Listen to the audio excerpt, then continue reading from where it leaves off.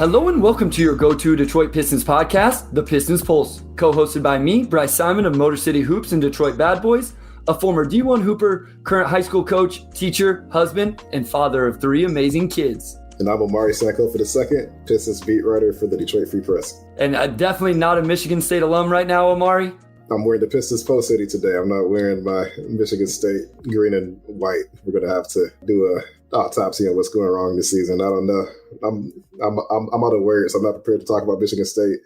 I'm not prepared to talk about them with friends, family. We're going to fade Michigan State for a while. I'm not sure what's going on. Tuck's still coming, but I don't know if he's coming this year. We're going to have to see. Kansas football is 5-0, and game day is coming next Saturday. So there's something crazy going on in the world of college football. But in the world of the NBA, Omari, our Detroit Pistons return to the public on Sunday.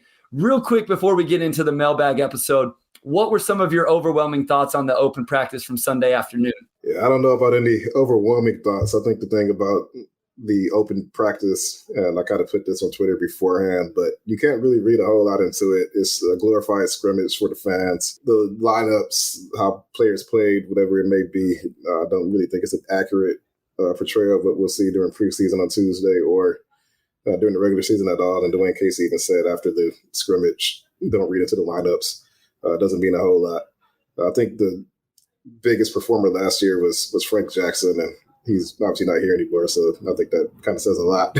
But Killian Hayes looked pretty good. I thought, his passing, I thought his drives to the rim were really good. He had a nice Euro step to the rim. He finished left. Just footwork. I just thought he looked a lot more in control, which you want to see from him. I think his rookie season and last season, he kind of looks unsure of himself sometimes when it comes to what he needs to do with the balls in his hands, what he needs to score. So to see him just decisively take it to the rim, not overcomplicated, I thought was good.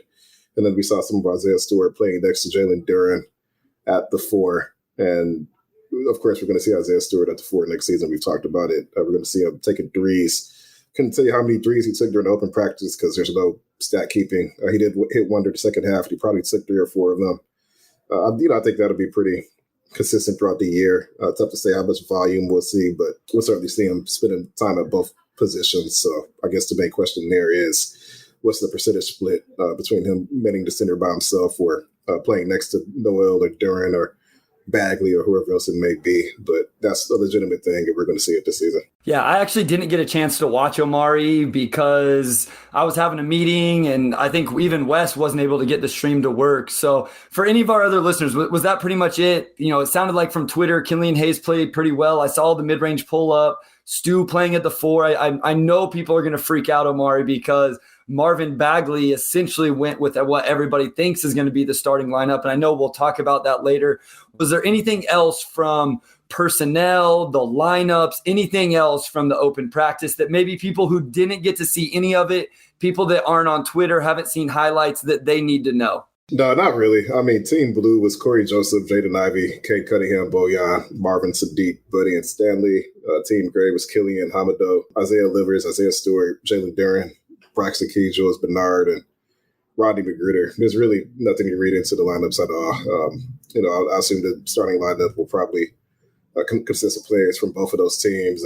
Dwane Casey actually said after the game that even though Jalen Duren was on Team White, which won, that Duren was actually on Team Blue during training camp most of last week. So maybe they moved him to Team White just to see how he looks next to Isaiah. I really don't know, but there's really nothing to read into it at all. I think once we actually see them play games on Tuesday and Friday later on this week, that'll give us far more information than anything that came out of the open practice today. As you mentioned, the Pistons open the preseason on Tuesday. We have a mailbag question about what to expect from that. And this is an all mailbag episode, guys. But before we get to it, we did have a new review on Apple. So again, guys, leave us those ratings, leave us those reviews. Apple, Spotify, Google, Freep website, Detroit Bad Boys, wherever you listen to us, wherever you find us. Thank you for the support. But this was from I Believe in Stu, and this is one of my favorite reviews, Omari.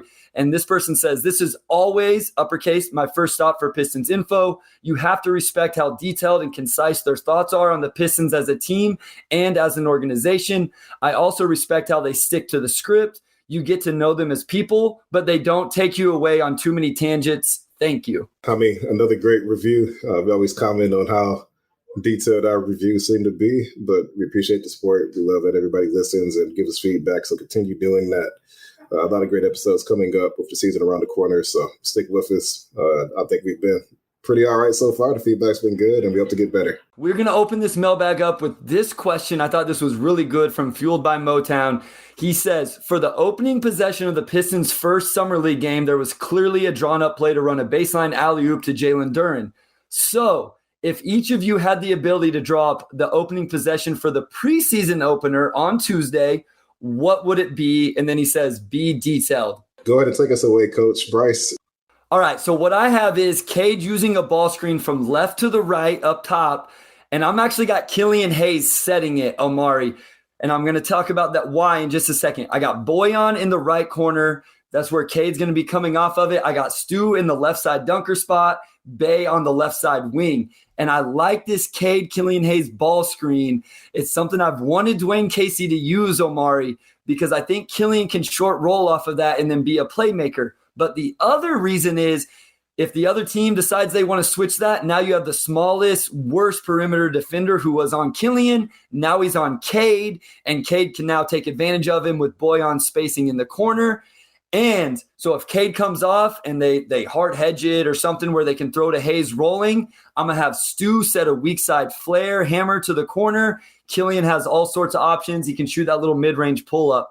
So that is the play I want to see, but I don't think that's what we're actually going to see. I'm just going to go with something a lot more simple than that. I think he said be detailed. I'll say put the ball in Jaden Ivey's hands. You have Isaiah Stewart come up, set a screen, and it's going to be a pick and pop. We haven't seen a lot of pick and pop with Isaiah Stewart, so I'll be curious to see if they just set the tone immediately, take advantage of Jaden Ivey's ability to get downhill, obviously. You can put Boyan in one corner. You can put Cade on the left or right ring or whatever, but for me, just very simple, straightforward play. Let's see Jaden Ivey get downhill. If the layup or dunk is there, take it, obviously. But, I assume the defense will leave Isaiah Stewart, and that should be an open three. And just set the tone early. They've been talking about it, for a while. Let's see Isaiah Stewart, a three-point shooter. Let's just do a pick and pop. Let's see Jaden Ivey's gravity getting downhill, and let's see how open Stewart is and if he can take advantage of that. Okay, so I just want to say I could see the actual play. This is what I put in the notes, Omari. I put the actual play being a set ran for Ivey to get downhill, a Stu three-pointer, or I could see it something for Saddiq Bey as well, as much as they've talked about his offseason. So I agree with you that that's probably what it wants to be. For anybody who couldn't follow along with how I outlined that, I do have a little picture on my phone. I drew it up on my whiteboard at school and drew it up. If anybody wants to see it, I can tweet that or email that out to you. But let's continue to move some more preseason questions. This is from All Day Pistons. Are you guys expecting all players to play in the preseason, or is it possible we see them take it easy with Cade, Bay, Ivey, etc. before the season starts? I think we'll see everybody. I don't think we'll see Alec Burks just because he's recovering from the foot, and I don't think we'll see him until the regular season. And Nerlens Noel and Kevin Knox are TBD. They've been limited in camp, and I wouldn't be shocked if their workload is lighter, at least through the first half of preseason. So maybe we see them at home next week, maybe not. But beyond that, I think we see everybody. I think Dwane will try to go as deep into the rotation as he can just to give everybody a chance, try different lineups out, just see from a chemistry standpoint, just what everybody looks like. I mean, it's preseason. There's no reason to run Cade, Saddiq 35 minutes a game trying to win. I think we'll see whoever's in the starting lineup, we'll probably see them run 20, 25 minutes and probably pretty even minutes distribution. As we get deeper in, maybe by that last game against the Grizzlies next Friday, we'll see intentional lineups as far as these players are showing chemistry together. We have a better idea of who's the first unit and who's the second unit. But early on especially, I think we'll see everybody. I think we'll see the young guys, right, Omari? If anything, I think we see less of the vets. But this is a chance to get Jaden Ivey time. I think it's a chance to get Jalen. All the guys the fan base is excited about, I assume we're going to see playing in these exhibition preseason games, get them some time together, see what they can do.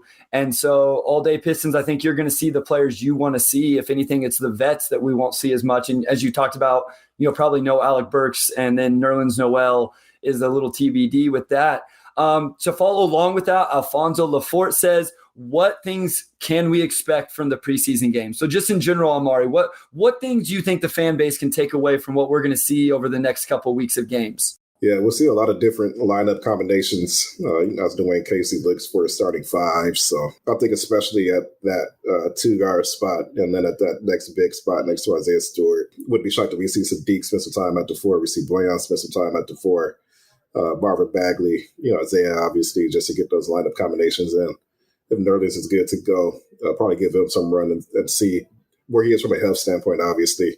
But also, I think he's unique in the sense that he's a lob threat that can also protect the rim. And I think Jalen Duren theoretically fits that as well, but he's 18 years old. So how ready will he be? Nerlens, you know what you're getting. So what's the pick and roll chemistry with Nerlens and Cade like Nerlens and Killian like? Assuming Nerlens is good to go, I think that'll be really important to figure out as they lock down those big rotation minutes. And then at the two, we won't see Alec Burks, obviously, so that'll be tough, but I think we know what he brings, which is three-point shooting. But Jaden Ivey, how does he look next to Cade? How does he look next to Killian? Hamidou Diallo, we saw him last season, so maybe not as much to prove, but just working both of those guys in and seeing how they play off each other even. Just a lot of lineup stuff, just figuring out your best combinations. Who do you open games with? Who do you close games with? I think that's probably the main thing we can expect. And then, of course, the individual role stuff as far as Isaiah Stewart's shooting and whatnot. But me personally, I'm just mostly curious about the lineups. I think I lean a little bit more towards the individual players. Like, I'm interested to see, Omari, what the lineups are, who it looks like the starting lineup is going to be, although I think we know that for the most part. That's a question we'll get into just a little bit later. But I want to see Stu's shot in a game. I realize we can't overvalue these exhibition games too much, but all we've seen for the most part from him is these videos and practices, drills. I want to see Killian Hayes. It sounded like he had a really good day on Sunday, but still it was a scrimmage. It was an open scrimmage. We were talking about beforehand. I'm not sure you can take a whole lot away from that. So I want to see him against another NBA team, not a summer league team. Jalen Duren, I'm really interested, Omari, to see how Jalen Duren looks, if he looks ready or not. And then Ivey, you mentioned him on or off the ball. What does he look like playing on the ball? What does he look like playing off the ball? And kind of how does Dwane Casey utilize his minutes? How much time does he get of each? No doubt. And Killian, especially, he has the tweak shooting form. And how does that look during live game action? I think he only took 1-3 in open practice and he missed it. But just how does that form translate to live game action? Same with Isaiah. How much does he shoot? How comfortable does he look? Those are probably the two players I'm most intrigued by, given that we're just going to see their roles shift a little bit. I think we'll see Killian a lot more off ball, given that they have to put the ball in Cade's hands, obviously, but also Jaden's hands and even Corey's hands a little bit. I'm also curious to see Isaiah Livers. He kind of showed some surprising bounce, I thought, as far as some of those weak side blocks he had during Summer League, and it sounds like that's carried over into training camp as well. So just how active is he defensively? Does he take on a more vocal role like he had during Summer League, organizing the defense, keeping guys in line?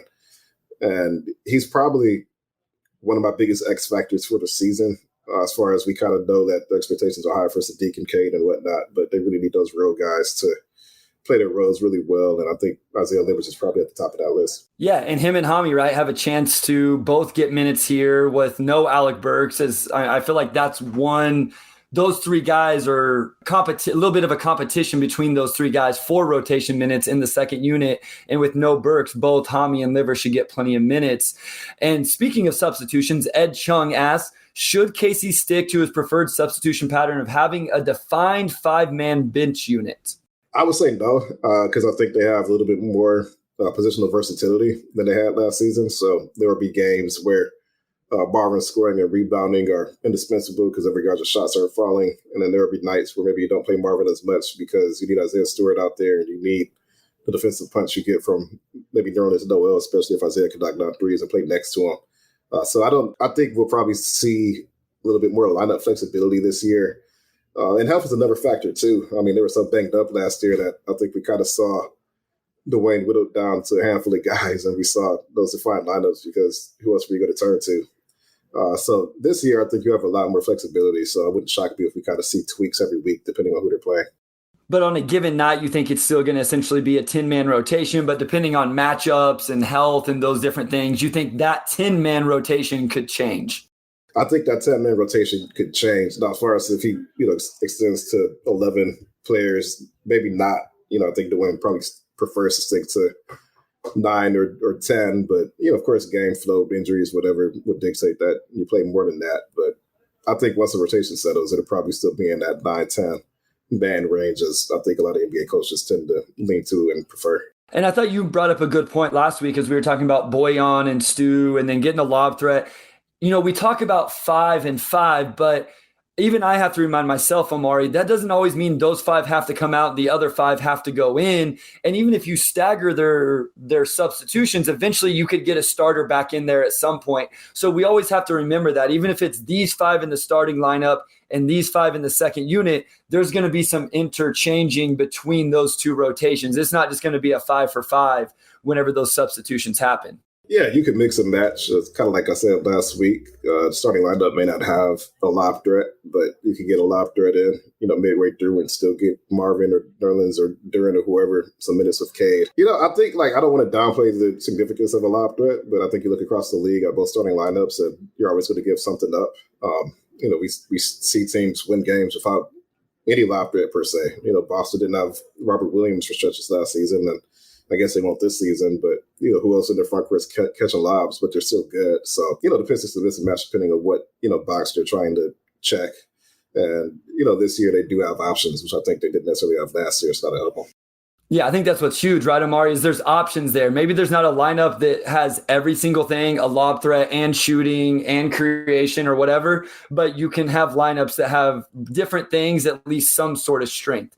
This is from Pistons Turkey. I thought this was a really interesting question. So he asked a couple questions. Will Boyan be a starter, number one? And then also, which players are guaranteed for the starting 5 and the bench?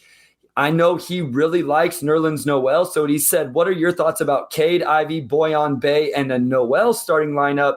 Giving Nerlens 20 minutes at the most can tidy up our defense. I do think Boyan will start. It's not set in stone, obviously, but it's just hard for me to see who starts over him. Nobody had the offensive season he had last year where he's averaging 18 a game for a contending team on very, very, very good efficiency. His true shooting was like 60%, which is fantastic for a starting forward. Especially when he shoots the volume of threes that he shoots. He's a very great three-point shooter. So it's just hard for me to see how he doesn't start. I mean, I just look at the lineup or look at what they need to accomplish with that starting 5. And I mean, Bryce, if you see some another option, feel free to chime in. But to me, I just don't see who starts over him. Well, I thought it would be Stu and Bagley. I spent a lot of the offseason, and I don't think I adjusted quick enough. Like when Boyan got traded, it's okay if Stu goes to the 5. So let me ask you this. As it stands right now, and a lot can change, right? They still have a lot of practices. They have these exhibition games. Do you think the starting 5, all 5 spots are somewhat penciled in right now unless there's some sort of major change? Do you think it's Cade, Ivey, Bey, Boyan, and Stu? I think some of them are penciled in. I think Cade will start because he's Cade. I think that Isaiah Stewart would start because he is the best defensive big on the roster when you account for post defense and also being able to switch on the smaller players. And also they're invested in him long term, which is hard for me to see why they would bring him off the bench when he finishes the last 2 seasons starting. And I think Sadiq is probably guaranteed to start. And, it's that 4 spot with Boyan and then the 2 spot, whether it's Ivey or Burks or whoever that, I think there's some room for debate. But for those 3 players, at least, I think those 3 are going to start. And I do just want to mention real quick, if you start Boyan, Bey, and Noel in the front court there, you got a lot of guys trying to get off the bench there with Stu, Bagley, Duran, and even an Isaiah Liver. So I do think that could be a little problematic trying to get all of those guys minutes. But I know there are some Nerlens Noel's fans out there, and they really like the idea of what he can bring defensively. Kemba Walker, we haven't talked a lot about him, Omari, but Terry asked, fans want to know why the Pistons aren't using Kemba's services while he is on their roster and they're paying his salary. He's not washed. He had a 44-9-8 game last year. Pistons could use a scorer off their bench. Why isn't he going to be on the team? Well, they acquired him in what was essentially a salary dump situation. They did it to just acquire some assets, which they did. And I think you just look at and I think they did it with the expectation that he would be bought out or waived. He just wouldn't be on the roster. I can't speak for Kemba, but, of course, he's, the back half of his career, he's had some injury issues. So, it doesn't make sense to have him spend a season playing for a team that's still in a rebuild, especially when you have some of the young guards who need the ball. I mean, I think you look at Corey, who has fit this roster really well just from a just having a veteran voice, a mentor in the locker room. And Corey's a really good backup point guard. I mean, he takes care of the ball. He shoots it really well. He checks a lot of boxes. And at this stage, I don't know if Kemba is better than Corey Joseph. I think they're probably in the same tier. But just you have the ball in Killian's hands, you have the ball in Cade's hands, you have the ball in Jaden's hands. So where exactly does Kemba fit in? I just don't think he does. And, I think when you're in a situation where I don't even know how many minutes Corey gets because you use 3 straight lottery picks on ball handling guards, I'm just not sure what role Kemba will have on this team. I really don't know how many fans are thinking about this. I think there's a smaller group on Twitter that's curious about it, and they're probably thinking about the Kemba from 2016 and 17. But he's a backup point guard at this age in his career, and who does he take minutes from? Like there was somebody that mentioned last week saying they should cut Killian and give Kemba minutes, and of course that's like the fringe opinion. But they're a rebuilding team, and I just don't. I think the Pistons are aware that we need to develop our guys. We don't need to bring in somebody like Kemba who's going to want the ball, want to show what he can do, and it just doesn't really work for where the team's at right now. I still will always remember that Big East tournament run he had at UConn, and that's one of my favorites, some of those step backs in that tournament. But yeah, you have Cade, Ivey, Hayes. Kojo can have the ball in his hands. Alec Burks is a player that can put the ball in his hands and he can create a little bit. There's just no role for Kemba Walker on this team. And I know somebody else had asked, or maybe I just saw it on Twitter, if he doesn't end up finding a team, Omari, where then maybe he would give a little bit back, the Pistons can still just waive him at the full amount, and it doesn't really end up costing a whole lot. Maybe it does out of Tom Gore's pocket, but salary cap wise, it's just a couple $1 million more of dead money this season, but I don't know that the salary cap really matters for the Pistons moving forward. It doesn't matter, and they have so much money next offseason that, you're paying, his services, I guess, but that's just business in the NBA. Like sometimes you acquire guys and you don't really have a use for them, so you just wave them and keep it pushing. It's not really anything to fret about or stress about. That's just how it goes sometimes. He's on the books for this amount. They traded for him with the expectation that he would not be on the roster, and one way or another it'll be resolved. But I like Kemba personally. Like you said, like he was great in college. I think he's a really fun player to watch. I'd love to cover him. So, but from a team standpoint, from the front office, I'm looking at that and I'm like, there's just no room for this type of player. It just doesn't really make sense. Well, and there's nothing moving forward on his contract for it to really be a big deal. So it's all going to be okay, even if they just have to waive him at his full amount. Our next question comes from RB Nesbitt, good fan of the podcast. He says, what's both of you guys over under Cade and Ivey, a.k.a. Fire and Ice, averaging 38 points per night, and why? And then he says, thanks, all uppercase here. Hands down, best Pistons pod out here, saying it with my chest. So first, thank you, RB, for the kind words and the support. I've interacted with him on Twitter for a while now. He's a big supporter. I enjoy our interactions. Yeah, appreciate the kind words, RB, and appreciate the question, because I think 38 points per game combined for Cade and Ivey is a really good over-under. And I know me and Bryce caught a little heat when we were predicting stats for next season. And I think we had Jaden Ivey around like 11, 12 points. Yeah, we got crushed. But that seems like way too low. And then I realized Jalen Suggs, who shot the ball terribly last season, still averaged about 12 points. So maybe it was a little low, but I also think Jalen Suggs got more shots last year than Ivey might get this year on this team with a lot of guys who can score the ball. Especially with Boyan now, right? So 38. Ooh, I don't know. You know what, Bryce? I'm going to let you get that one first so I can think about it. I'll just take the heat. I'll go under. You can be you take all the heat as a beat writer anyway, Omari. People are always coming at you guys on Twitter. So let me be the bad guy. I'll go under. That would take, I figure that's probably 24 from Cade and 14 from Jaden. Is it doable? Yes. But I'm probably going to go under. I'll let you go over so that way you can be everybody's favorite from episode 33. Well, here's the thing. I don't know if I'm going to go over. I think that I do have Cade averaging somewhere between like 21 and 24 this season. I think just he's going to take more shots than he took last year. I think he averaged around 16 last year. And you just look across the league for a primary option that's on the lower end. So I do think his shots go up. And I think if he shoots the ball better from three especially, I don't think it'd be that difficult for him to average around 22, 23, which puts pressure on, well, for this question at least, for Jaden Ivey to average somewhere between 13 and 17 points, somewhere in that. And I just don't know. Like, I really don't know. Like, he is on a team where he's competing for touches with Cade and Killian. And if Killian, takes a little bit more of an aggressive role as a scorer, he's taking more threes, that eats into Ivey's shot diet. And then you have Boyan, then you have Bagley, and then you have Sadiq. And even though Jaden Ivey was the 5th overall pick, as far as pecking order this season, he could certainly be maybe 4th or 5th once you get past Sadiq, gets past Cade, you get past Bagley, and then Boyan. On top of that, I think we know he'll be good at the rim, getting to the rim and whatnot. How well does he shoot it? Can he get free throws and draw contact and whatnot? It's a very good over-under. Like I said before, it's a good over-under, and I might be a touch under. So go ahead and snap us. We don't care. We'll take the heat. But I think we are both in agreement there that 38 might be a touch. I feel like 37 and 36 will take the over, but I think 38 a little too rich for my blood, so I'm going under. You guys can hate on us. Just keep listening to the pod. That's all we ask. But I just want to say this. The stat line we projected for Jaden Ivey in that episode, Omari, was better than the stat line of Sadiq Bey his rookie season, and Sadiq Bey was first-team all-rookie that year. So we weren't being completely unfair. We got to get out of this segment real quick here, but one more. You mentioned Cade and Ivey and the three-point shooting. So Rudy asked, and I'm just going to let you answer this because you've got to see them in person. How are their three-point shots looking, Omari? I'm not going to lie. There were a lot of bricks in practice today.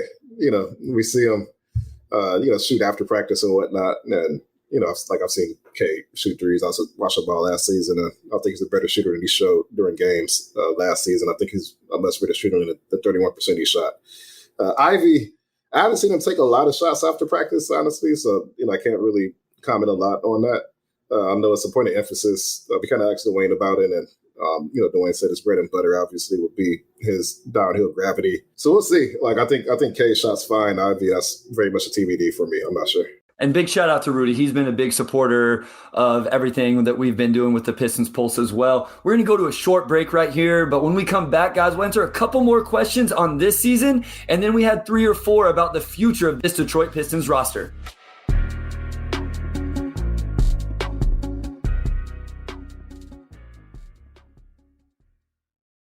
All right. Hey, Carlos, just a quick idea. How about if I say, hey, this is Sean Windsor, and you say, hey, this is Carlos Morales, and I'll go, and then we'll go back. You want to try that?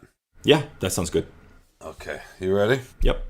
Hey, this is Sean Windsor. And this is Carlos Menares. And we are the team behind Free Press Sports with Carlos and Sean, where we are going to talk about, you guessed it, sports, but lots of other stuff. Like what, Carlos? Oh, we're going to talk about your favorite subject, Sean, food. Probably more food. Arts, culture, sports, TV, movies, you name it. If it's happened in Detroit, we're going to talk about it. And sometimes we're going to have guests in who obviously know a lot more than we do about just about everything. But we're going to have some Free Press journalists to talk about big stories, folks from the sports world. We're going to be out every Thursday. You can find this podcast wherever you find your podcasts, Apple, Spotify, Google Podcasts.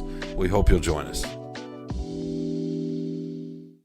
All right, we're back, and we're going to dive right back into our mailbag. Our next question, which is from Data Driven Pistons fan. How many minutes/games do you want to see of possible lineups to have a good opinion? And Bryce, I'll let you take this one as the resident coach on the pod. This is a Data Driven Pistons fan, so you got to have some data ready to go, I hope. I do not have any data ready to go. So the first one he brought up, Omari, was Cade, Killian, and Ivey. I think that's a lineup I'm very intrigued by. I definitely want to see that. I was thinking, one rotation every game of those 3 guys. And I don't know exactly how it would play out, Omari. I think there's a chance maybe that lineup could close game at times. Now, we just ended, last segment talking about three-point shooting. And if none of the three-point shooting is that good from those 3 guys, now you have spacing issues. But I do want to see those 3 guys playing together at times this year. So I would say a healthy diet of those 3. Yeah, I think we'll see it at times. I think that they will make a point to get them out there. I wouldn't be shocked if we see it during preseason even, just to see how they all work together. I mean, on paper, Killian is a 1. Jaden can play the 2, a little bit more of an off-ball cutter.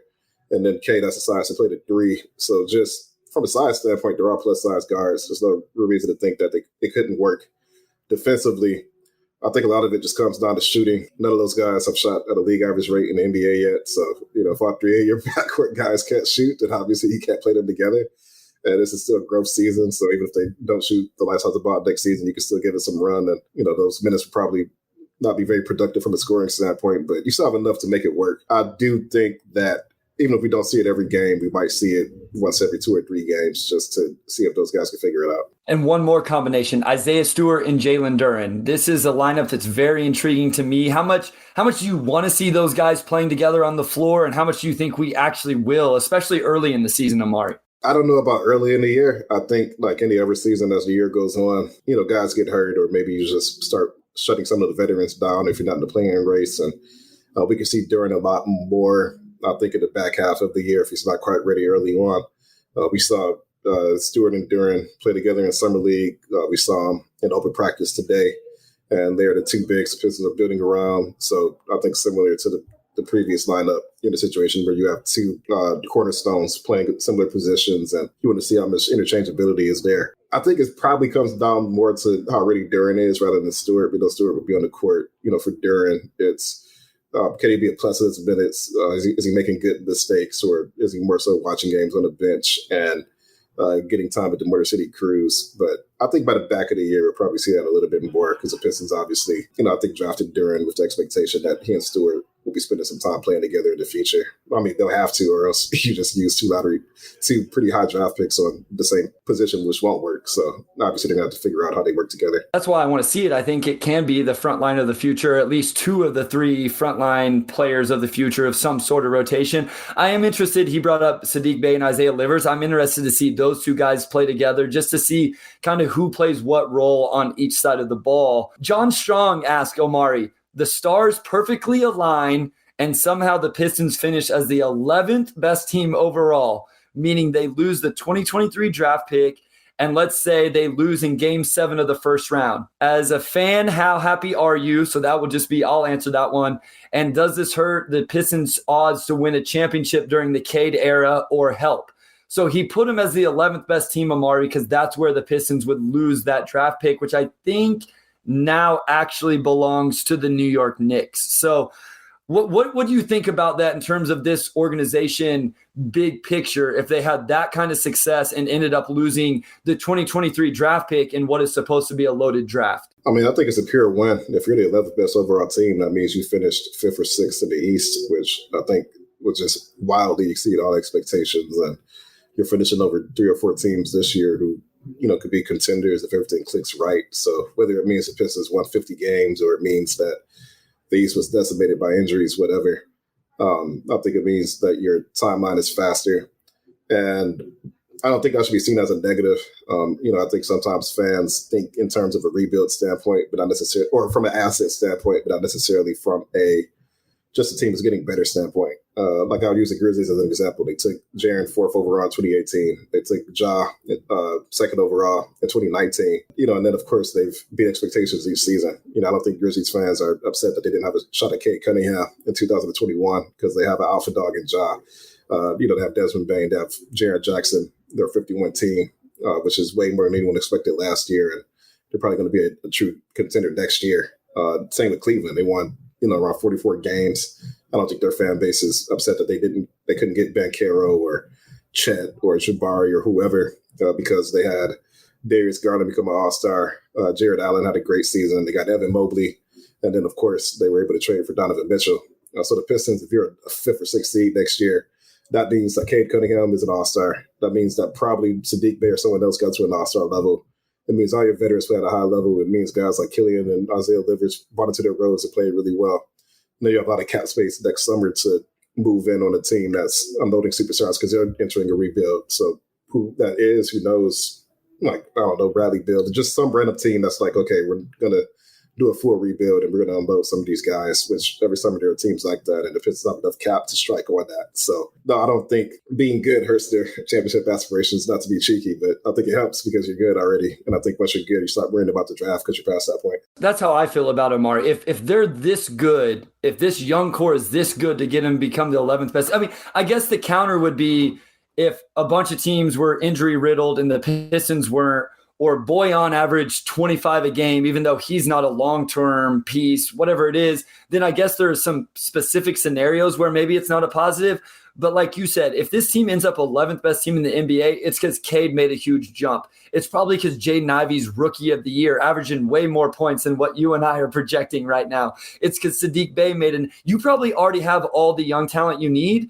And even though you lose that draft pick, you have all the same cap space you were going to have otherwise. So I think you're in a really good position to continue to build a title contender with a young core that's already top 15 in the league and a whole bunch of money to spend on players who I would assume would want to come play with that young core. So I don't think it'd end up being a negative.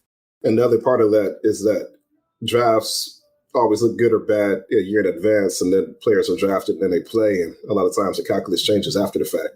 The 2013 draft is expected to be really weak. Giannis goes 15th, and now Giannis is, by the time he retires, he's on pace to be a top 25 player all time, right? Or 2014 is expected to be generationally good. Andrew Wiggins goes number 1. He's a good player, but, not quite the alpha dog you wanted.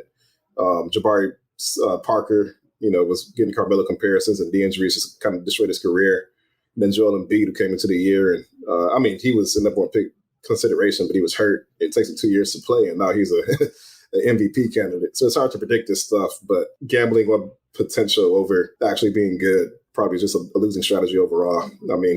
Minnesota took Karl Anthony Towns and Andrew Wiggins. They got, 2 number 1 picks in back-to-back drafts, and it really only took them until this past year to actually become a respectable team. And they've dipped into how many drafts to try and turn that around. For Sacramento Kings, they've had years of lottery picks and they've done nothing. So being good gets you closer to being a championship. You could have all the draft picks you want, but at the end of the day, being good gets you closer than any potential player that you could draft a year or two from now. Sir Skip has a question that kind of goes along with this, Omari. He says, at some point, we'll have to make a consolidation trade. What are your thoughts on an SGA being a target? I know that's been in the reports a lot recently. I don't know how true it is. If not him, then who? I think that's tough. I think, this time last year, I think maybe, like I used the Utah Jazz as an example. You always heard about the chemistry issues between Donovan Mitchell and Rudy Gobert.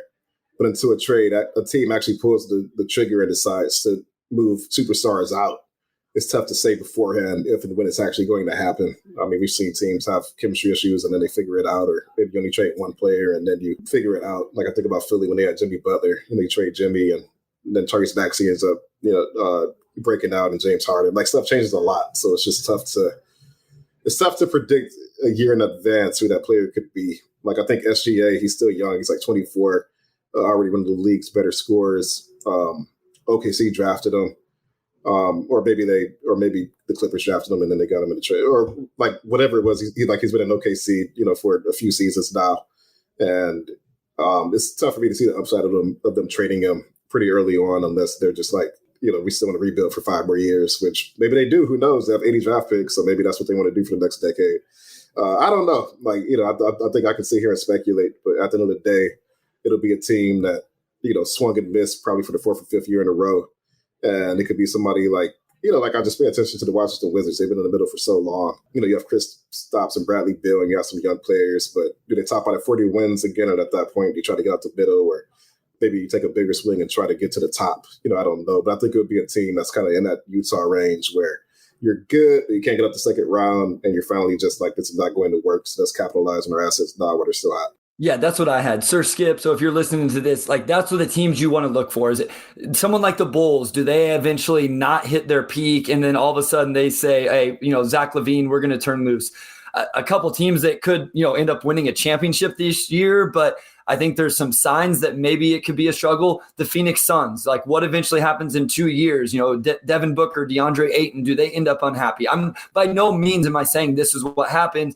The Boston Celtics, obviously they're in the storylines right now, but does Jaylen Brown eventually end up unhappy, or do they not continue to get better and better and eventually decide to make some sort of move? So I think it's hard to sit here and predict right now, because it's something that's going to happen 2 years from now that's a little bit unforeseen. You could even use the Pacers and Kings as an example last season. Yeah. Like, I don't think anyone saw Sacramento giving up on Tyrese Halliburton, and I think the Pacers have been in the middle for a while, so maybe they were more likely to move on from a guy like a Sabonis. It's just hard to predict. Until it happens, you just don't know. But I think historically you see how there's teams who are in the middle who are either looking to move up or move down.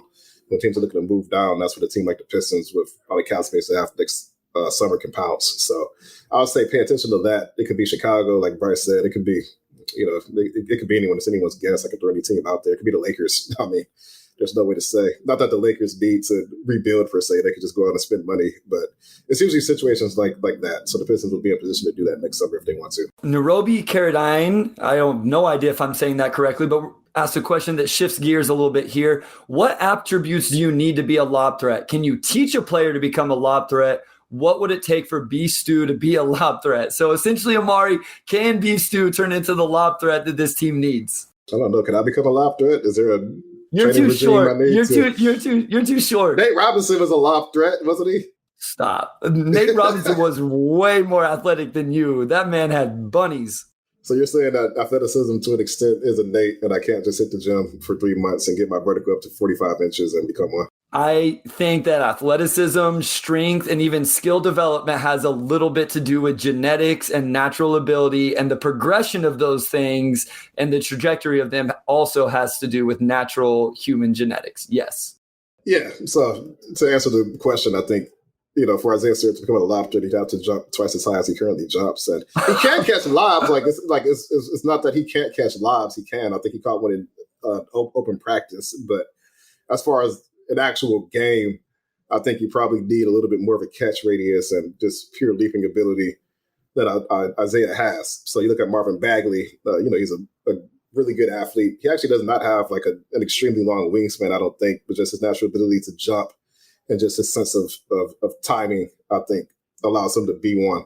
And same for like Jalen Duren or any other rim running big, whether it's Robert Williams or Mitchell Robinson or whoever. It's just a combination of athleticism and also just understanding just like timing and like catch radius as well. I think Duren's the type of guy you can just toss it anywhere and he's going to have the instinct and the catch radius to be able to bring it down. So it's a combination of things. But like Bryce said, I think a lot of that is just innate, and either you have bounce or you don't. Like you don't usually see players develop bounce in the NBA. That's something you kind of come in with, or if you don't have it, then it's probably just bad for you. Yeah, and I don't want people to take this wrong. Obviously, you can put in work to become a better athlete and get in the weight room. I get that, but there are limits on people because of that. I just put vertical pop, obviously, their ability to get quick off the floor. Like some guys can really elevate, but they can't elevate quickly. They don't have that quick bounce and explosion off the floor. The body control, the hands, but also Omari being able to jump in traffic. I think this is an underrated and undervalued thing with basketball players. I've seen a lot of dudes who can do whatever you want whenever there's nobody around,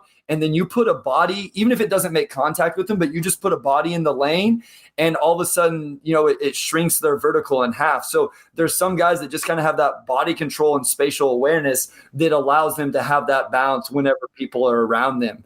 So continuing to a guy who doesn't have a lot of bounce, this is from Heavy D may have a lot of bounce, but the question that he asked, what do you suggest we do with Bojan? Trade him at the deadline or try and re-sign him in the offseason? That's interesting. I think for the right price, the Pistons would absolutely be interested in bringing him back. He'll be 35, but again, he can shoot. Isaiah Stewart talked about just only being with him for a week, just how smart he was. And he's a good player. So, if he sticks past the trade deadline for the right price, wouldn't surprise me to see him come back. At the same time, if he's still shooting 39%, he's on an expiring deal, still super efficient, and teams are calling. It's Troy Weaver. They're going to listen to calls. If the right trade is there, you could get some decent draft capital for him or a young guy that you like. I think you have to listen and probably pull the trigger if it makes sense. So a lot of it just comes down to Bojan, how good he is, how much he plays, and, the offers that come in for him.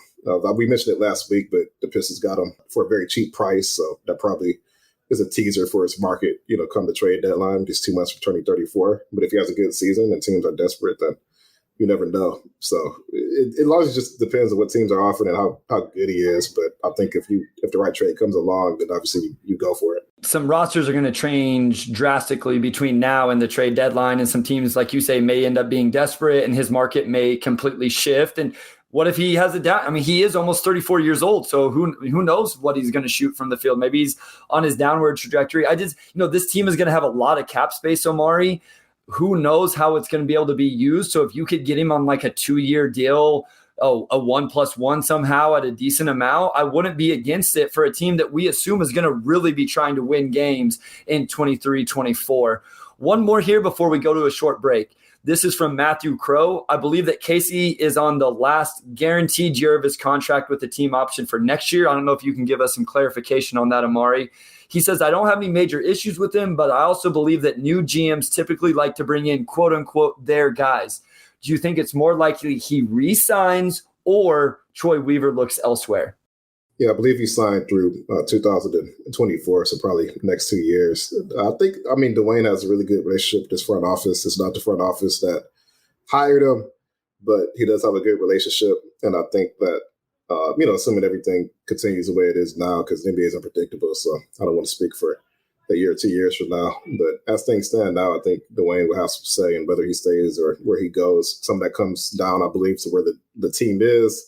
Does Dwane want to sign up for potentially 2 more years of rebuilding if some players just don't pan out? Wouldn't shock me to see him take a front office role if the team wants to go a different direction with the head coach for whatever reason. But I think one way or another, he'll stick around, and certainly wouldn't shock me to see him stay as a head coach until 2024. I've answered this question essentially the same over the last 12 months or so. I think he's going to eventually work his way into a front office role. I'm fully supportive of that. I think he'll be a great man to have in that position. I don't know when that ends up being, but I support it when it does happen. We're going to go to a short break right here. And then when we come back, we have some general NBA basketball questions, even an NBA draft question, and then just some fun ones as Omari and I get to talk about our favorite topic, food. I'm Alyssa Robinson for the Detroit Free Press. When you wake up every morning, what's the first thing you do? Check your email? Me too. And when you sign up for our daily briefing newsletter, you'll get all the latest news sent directly to your inbox so you can wake up and be ready for the day. We also have newsletters about COVID-19 in Michigan, the latest entertainment headlines, as well as Woodward 248, a newsletter specifically for people living and working in Southeast Oakland County. And don't forget about automotive headlines and all the latest news from our Michigan sports teams. We have a newsletter for every personality and preference. Just head to freep.com/newsletters to sign up for any one of these great options and more. All right, we are back, and we have a question here from Bart Siegel, which we did just touch on a little bit, so we could probably go through this one quickly. But why did Utah blow up team and trade stars like Donovan Mitchell? And just to kind of touch on that again, when teams are in the middle for a certain amount of years and maybe there's some underlying chemistry issues, I think as a front office, you kind of have to ask the question of, do we continue to give this a chance, or do we strike while the iron is hot and go ahead and get a pretty big haul to jumpstart our next rebuild? I think you look at what they got for Rudy Gobert, and you're looking around the NBA and you're just being realistic, and you're saying, if we can't get out the second round now, it's probably not going to get much easier for us. Mike Conley is in his mid-30s now, and we just don't have many avenues for this team to get much better. Boyan, 33, obviously, I think he turns 34 next year, or he's 34 and turns 35, I forget. Regardless, I think you just kind of read the room and you say, we need to strike while the iron is hot and move on from our stars.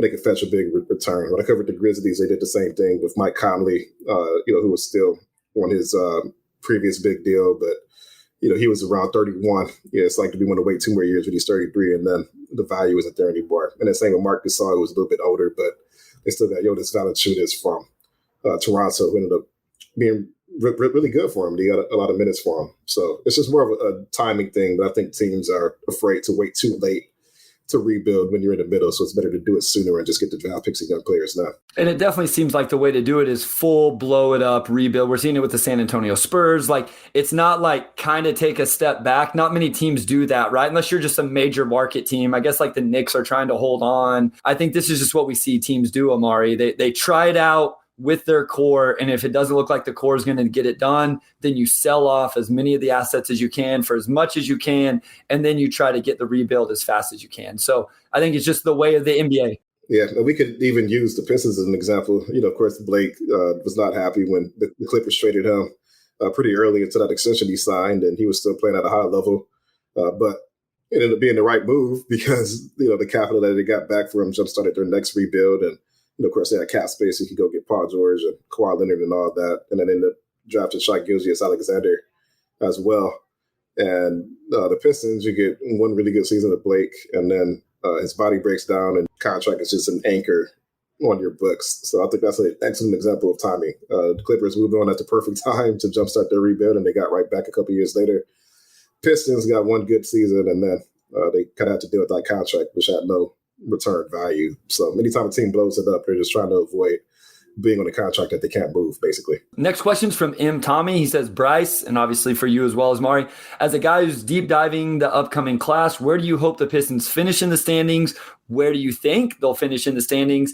And do you think there's a chance we tank out the end of the year to protect draft position again? Yeah, I'll say for me personally, like I have no horse in the race, but I've only covered rebuild. So I would say, personally as a beat writer, it'd be more fun to, I won't say more fun. This team is fun to watch, and the Grizzlies were fun when I covered them. I would say it would be a nice change of pace to cover a team where it gets to March, April, and you're not looking ahead in the calendar. It's like, well, what's the team going to do over the next 6 weeks? Where they're going to place, and we'll be covering some postseason basketball. So I would say for me, I'm just along for the ride, but I have not covered that yet. So I think it would be fun to do that rather than the fourth year or whatever of looking forward to the draft. Bryce, I know you like doing a lot of the draft stuff, so maybe you're an opposite end. But for me personally, no strong preference, but covering some postseason action would be fun. Well, I am coming out for that April 4th and 5th back-to-back home games.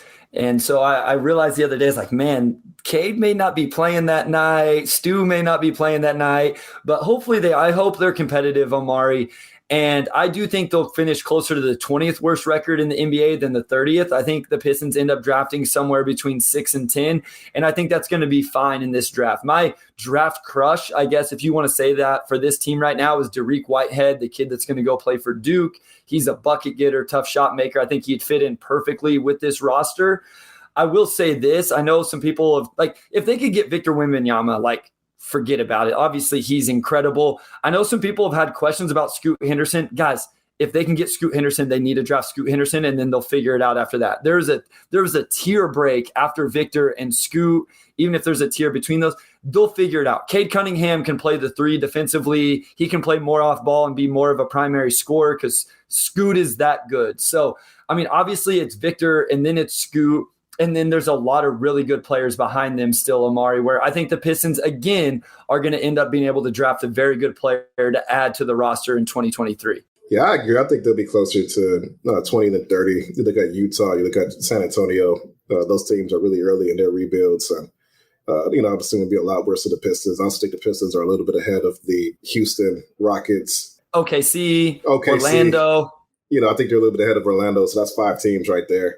And then there's some teams that are coin flips, what does Indiana do? Do they continue to tread water? What's Charlotte going to do? So, yeah, I don't think they're going to get a top 5 pick again without some lottery luck. But, I do think they'll probably be in that, 7 through 12 range somewhere. And, they'll probably get a player that obviously they'll get a player that they believe in. And like any draft, the player who's drafted 7 through 14, the best player drafted 7 through 14 would probably be better than the worst player drafted 1 through 6. So, we're super early in this, but, I wouldn't start worrying about lottery position quite yet. Let's see how the season plays out first. There's a lot of really talented players. So I think anytime you can find, you just got to find the right guy. And we've talked about that before. So we got about 4 more questions here, Omari. For our listeners who only tune in for the Pistons and NBA related conversation, we're going completely somewhere different here the rest of the podcast. So just a heads up, I know I've had some interaction with some of you. They're like, I could really do without that stuff. We get it. We understand it.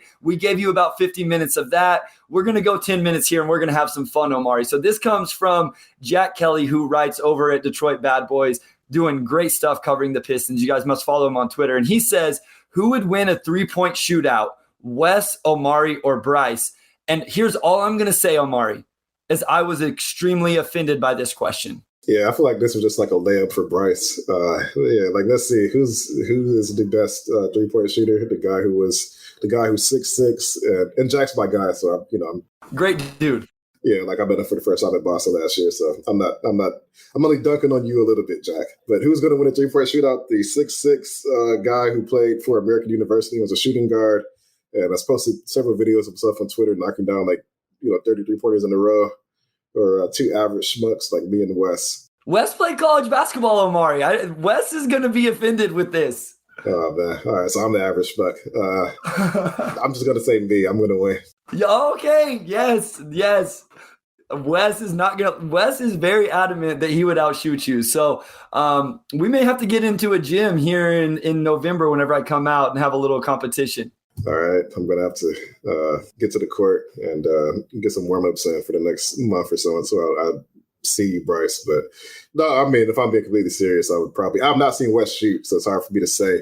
But I've seen Bryce shoot, and I would, of anyone remotely involved in like NBA media, and I know if James hears this, he's going to have something to say about it. But I'm taking Bryce.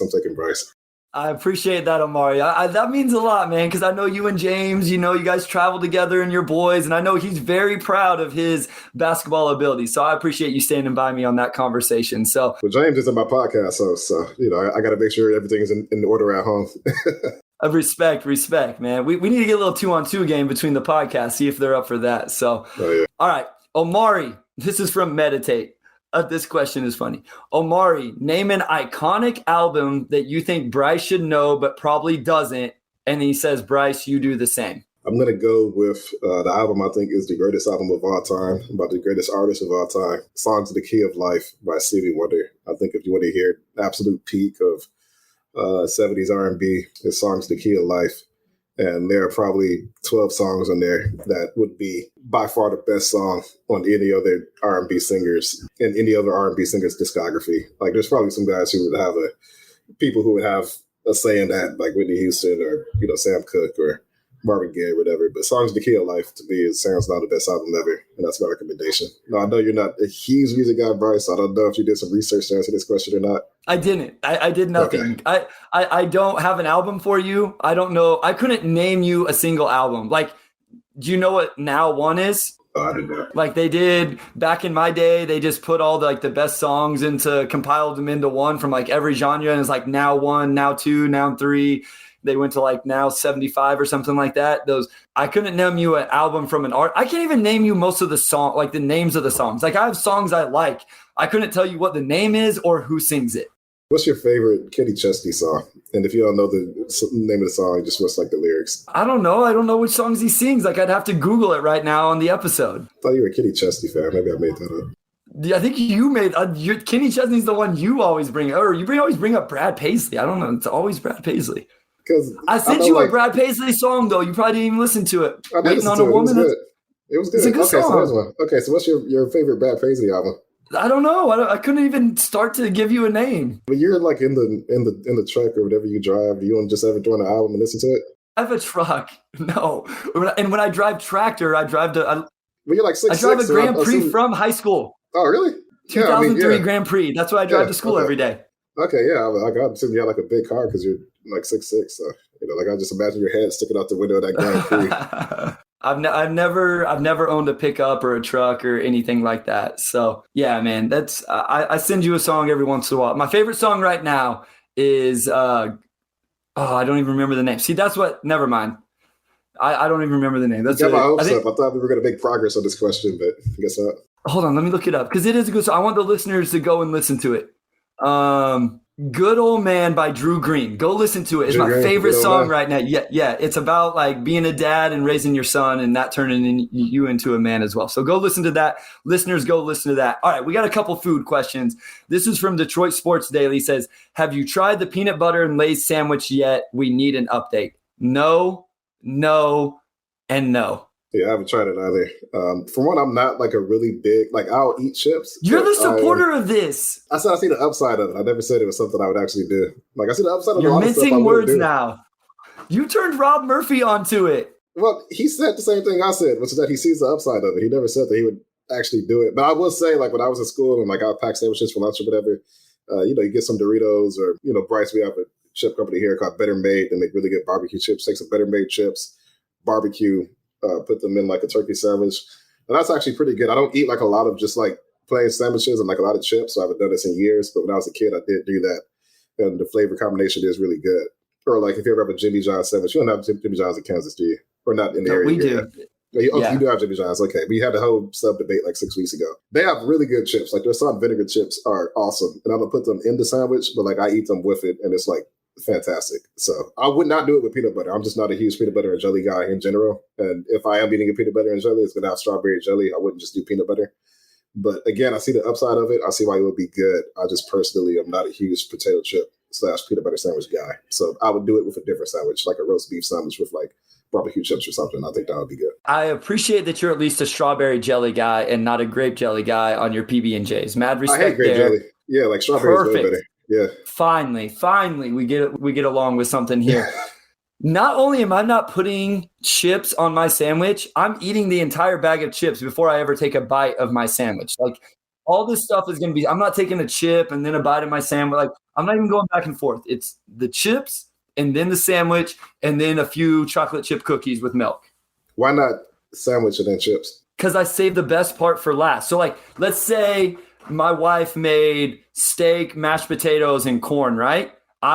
Before I start eating, I put those things in order of what I like the most, and I eat the worst thing. Not that any of it's bad, but I go from the worst to the best. So I'd eat the mashed potatoes, then the corn, then the steak, in that order. So you wouldn't get like a really good bite of like steak and mashed potatoes at the same time? It's like all separate. Absolutely not. No, and they won't touch either on my plate. They could stay completely separated. All right, we got to have a sit down and talk about this at some point. We just know some really great flavor combinations while the assistance and everything is separate. Wait, so on Thanksgiving, so do you do like cranberry sauce and like dressing and turkey and all that? No. What do you do for Thanksgiving? Well, I mean, we eat turkey, but I don't. If they make cranberry, I've never had cranberry sauce. Oh, really?